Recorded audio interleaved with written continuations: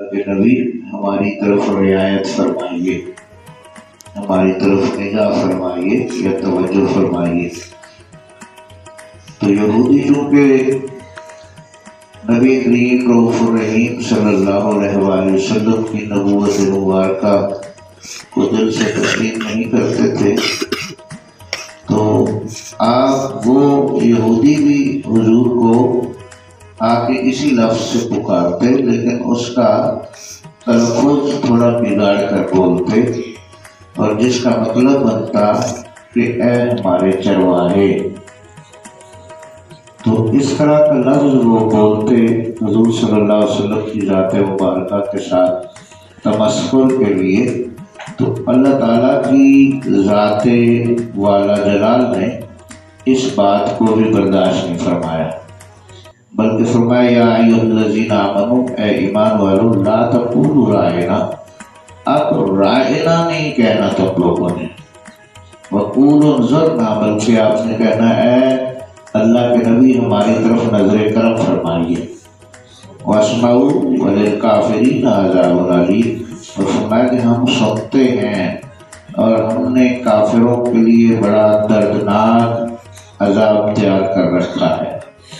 تو اللہ نے اپنے محبوب پاک صاحب الاوراق صلی اللہ علیہ وسلم کی ذات گرامی کے لیے، ان کو مخاطب کرنے کے لیے اگر کوئی لفظ کا استعمال ہو رہا ہے اور اس میں بھی آپ کی ذات کی شان میں گستاخی کا احتمال ہے، اس کو بھی اللہ نے بدل دیا ہے۔ تو میں کہ ایسا لفظ بھی استعمال نہ کرو جس میں میرے محبوب کی شان کی تحقیر کا کوئی امکان آتا ہو۔ ما یود الذین کفروا من اہل الکتاب والمشرکین ان ينزل علیکم من خیر من ربکم واللہ یختص برحمتہ من یشاء۔ فرمایا اور اللہ تعالیٰ وہ اہل کتاب جو کہ کافر ہو گئے،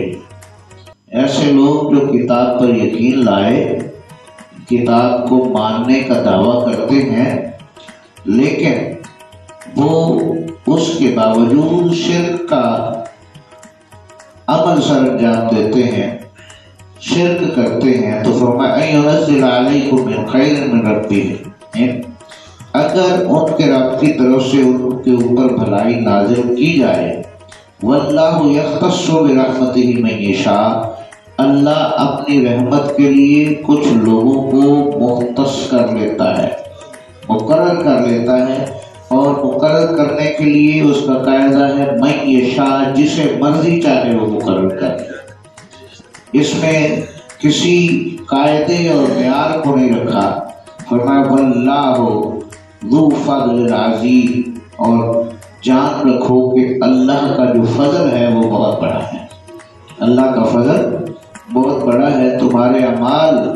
اور تمہارے معیارات اس طرح نہیں ہیں، اتنا بڑا اللہ کا فضل ہے۔ وہ چاہے تو گناہگاروں کو بخش دے،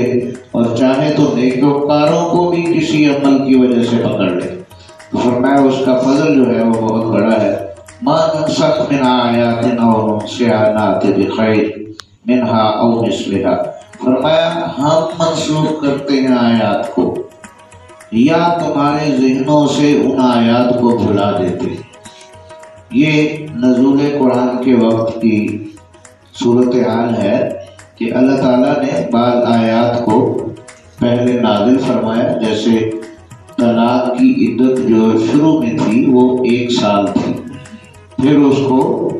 دوسری عدت کے ساتھ بدل دیا گیا، بیوہ کی عدت جو ہے وہ 1 سال تھی، پھر اس کو 4 ماہ 10 دن کے ساتھ بدل دیا گیا۔ تو فرمایا کہ ہم آیات کی جگہ آیتوں کو بدل دیتے ہیں یا اس طرح کی کوئی مثال قائم کرتے ہیں۔ الم تعلم ان اللہ علی کل شیء قدیر، اور اللہ تعالیٰ ہر چیز کو جاننے والا ہے اور وہ سارا کچھ کرنے کی طاقت رکھتا ہے، وہ قدیر ہے ہر چیز کے اوپر۔ تو تم کفار نے یہ سوال کیا، اٹھایا تھا کہ جب تمہارے کلام میں ایک آیت، ایک حکم پہلے اترا ہے تو پھر دوسرا حکم اس کے متضاد کیوں اترا ہے؟ اس کا مطلب یہ ہے کہ یہ کلام کسی وحدہ لا شریک کا نہیں ہے، بلکہ یہ اس شخص کا کلام ہے جو اپنے احکامات کو بدلتا رہتا ہے۔ تو اللہ تعالیٰ نے اپنے محبوب کی ذات کے